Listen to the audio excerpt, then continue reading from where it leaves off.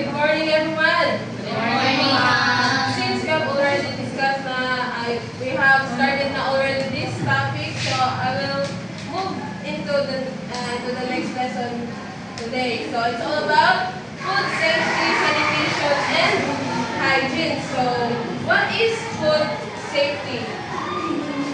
What is food safety, everyone? We will discuss it further later. So first, let us read the learning objectives first. So please read in chorus. At the end of the lesson, the student should be able to explain the importance of food safety, sanitation, and hygiene in preventing common illnesses. Perform the basic food safety, sanitation, and hygiene in flow chart construction.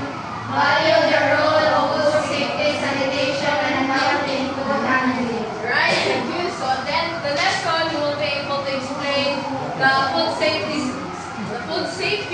sanitation, and hygiene. And also you were going, again this lesson you were going to construct a flow chart wherein nami-guide na ipakita sa inyo para makasunod ka mo.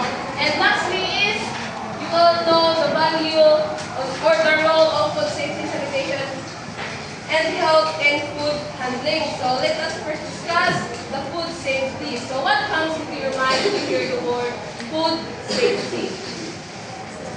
Miss Iligan, what is food safety, ma'am?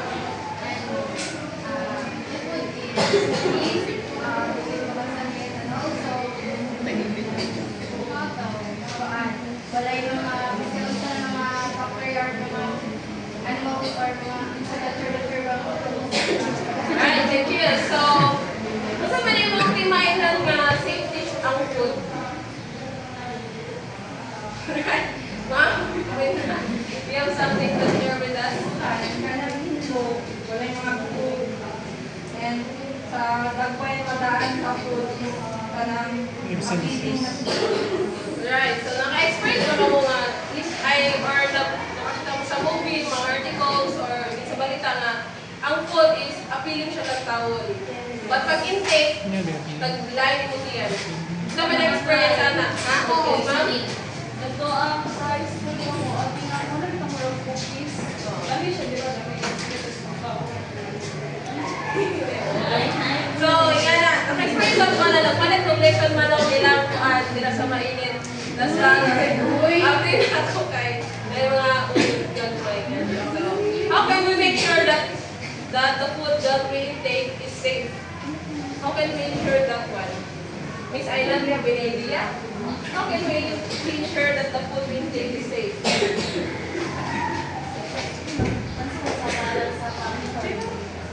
How can we make sure that the food we intake is safe?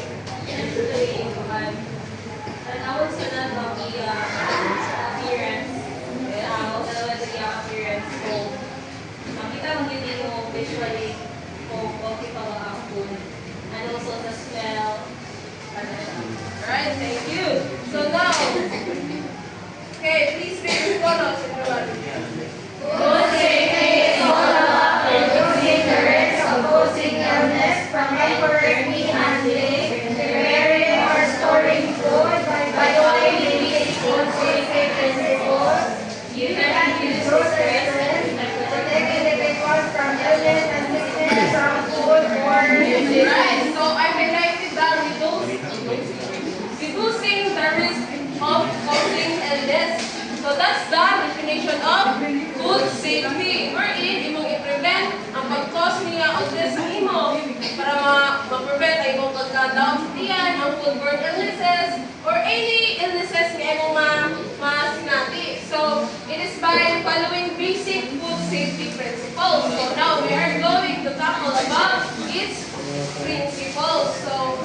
So that we can reduce the risk and protect individuals from illnesses.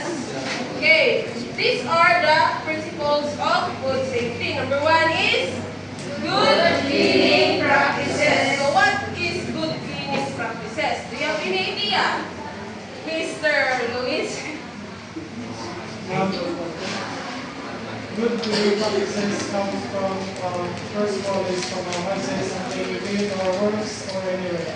So if we have good cleaning practices like first and foremost is hand sanitation, alcohol, soap, that kills bacteria. Right, very good. So, isa may malinis ng balay din eh. Wala? Hindi mo malinis yung balay? Okay, Miss May. So, in your experience sa paglinis ng yung balay, what are the good cleaning practices that you have done or that you do? Like, for example, CCR, sa tayo dito pa, pero may siya clean. Alright, very good. So, nagagamit na ang mga chemicals to what? Kill the bacteria. Because these bacteria, these microbes, are the contaminants or the reasons why ikaw nag-asay. So, next is personal hygiene. So, this topic will be discussed further in the next presenter. And let us proceed sa effective storage and pest control. So, what is effective storage and pest control? Yung piniliya. Isa Maro? Effective storage and pest control. So, ang pest control, diba, sa imuhang storage area, dapat makay ibutang dira ka para din siya kung lubukon sa mga pest. Very good. So, sa akong motivation dire, kining nga picture, this one. Nabali effective storage? Wala. Wala. Ano wala man? May tubig. Nabali na. These are the best. Mga best sila. Ilang dala-dala are the microbes or the harmful bacteria that may cause illnesses sa imong body. So that's why we need or it is necessary to have effective storage to prevent or to have pest control. So kung naka-effective storage, siyempre, malikayan ang mga pest. So safe yung food. So yan na siya. Mga principle sa food safety. Now let's proceed sa sanitation. So what is sanitation?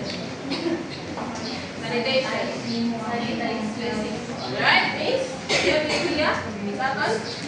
Yeah, go for it. Gamitan o mga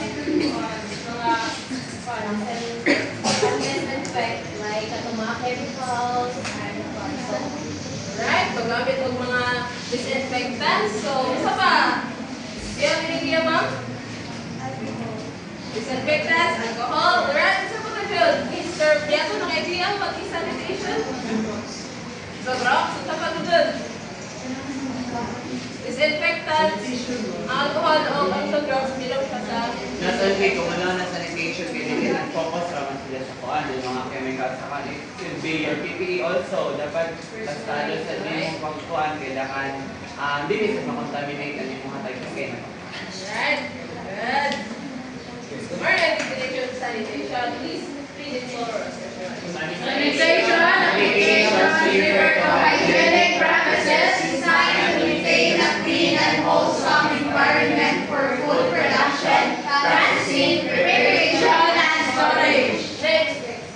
Sanitation as applied science. Alright, so definition sa sanitation by, sa author Ale, but in order dito, nga, ang sanitation daw, it is a hygienic practices designed to maintain a clean and healthy environment. So it's all about your outside of yourself. So it's about your surroundings. So when it comes to sanitation, which means ikaw na tao, you are the contributor of the environment, you will what? Clean the environment. Siyempre, so what are motong sa food safety na good cleaning practices wherein ikaw mismo ang mungkin sa imong environment. It's all about the environment. No, so sanitation as applied science. Kaya ano man, ikaw na ako sa ka-author dito nga, sanitation daw is part of applied science. So what is applied science kay Miss Ricuna? Do you have any idea, ma'am? Applied science? Right. How about you, Miss Fernandez? What is applied science? This one, ma'am. Applied science. Sorry,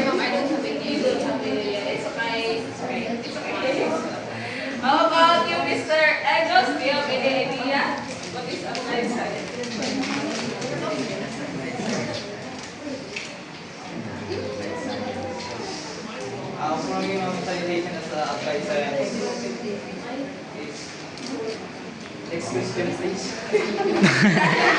It's alright, guys. Applied science, it's all about the existing knowledge which aims to what? Na siya aims nga masolve ang usa ka problem or na siya practical goals. No? So sanitation, ibutangan na siya sa sanitation as applied science. Why? Because sanitation is not all about cleanliness. Do you believe in that? Because kung ma-properly mo siya na paghimo, mga siya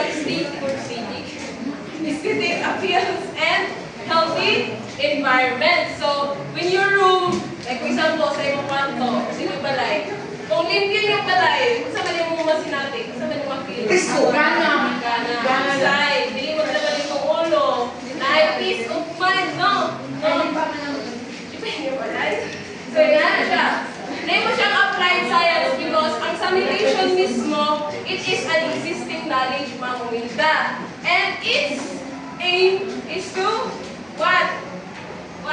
To achieve practical goals or to clean your environment. Right? Sabtan mo na.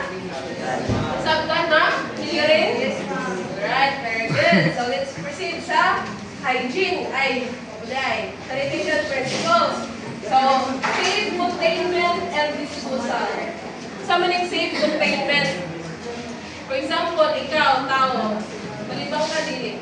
Malibang! So, mo na ang safe containment. Wherein, kung mag-CR ka, largo siya dito sa septic tank. Mo na ang safe containment, ang quick nga pag-dispose sa imuhang waste. Mo na ang safe containment. So, ang disposal, it is an where na siya ito ng general term na siya, wherein, ang tananin mo ng mga hugaw, imo siya i-dispose to another place. Like for example, sa imong trash bin, no? Sa imong mga trash, imo siya ito sa trash bin.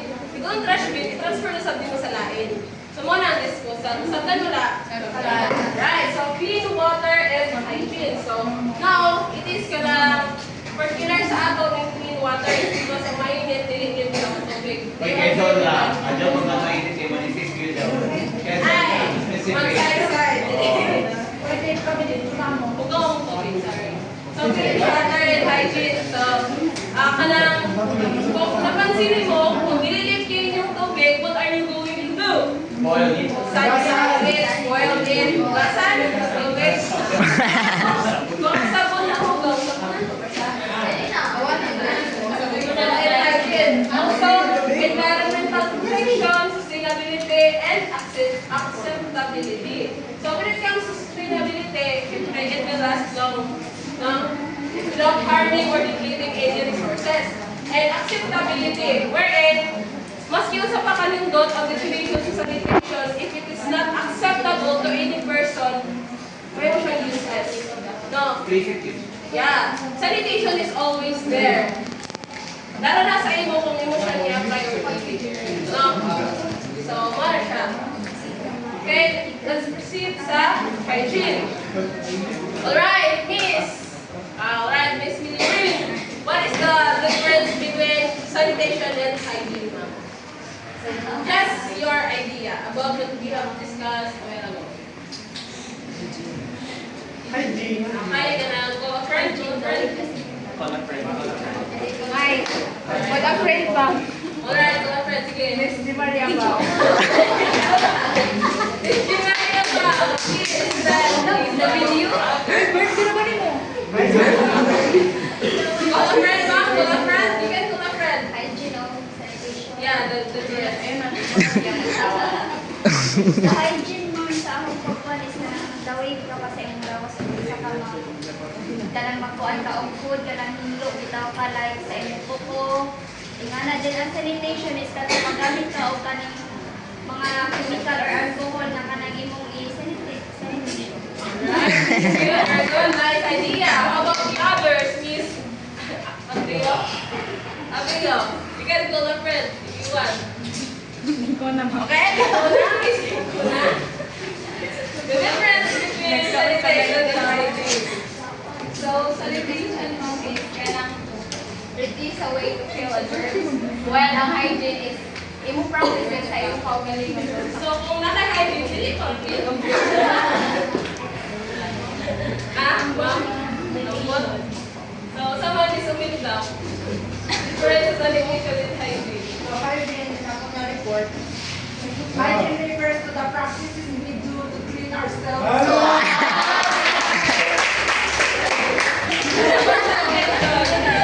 When we sanitize ourselves after we clean ourselves, so we sanitize. How can we sanitize ourselves? By Boil using ourselves? alcohol. And what's you call that?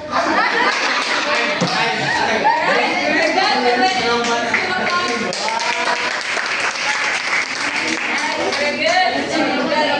So, the word hygiene is used to describe the application of sanitary principles. What are the sanitary principles? Ganyan na mag-discuss kanina, no? So, ang hygiene ko ng Miss Camille, ang hygiene ko, it is the application of sanitary principles. So, itong mga sanitary principles, imo itong i-apply para mahimo siyang hygiene. Alright? Sabot ko na.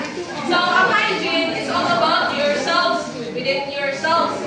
Mag-like ta, mag-deodorant ka, no? Hindi lang mag-deodorant ka, magbayad ng pure, mag-deodorant sa managsa, tapos maligo, sa ba? Mag-toothbrush. These are the basic hygienes or personal hygienes. Tapos, ang sanitation, it's about cleaning the environment. Okay, nasabtan mo na? Nasabtan. Very good. Right, so mga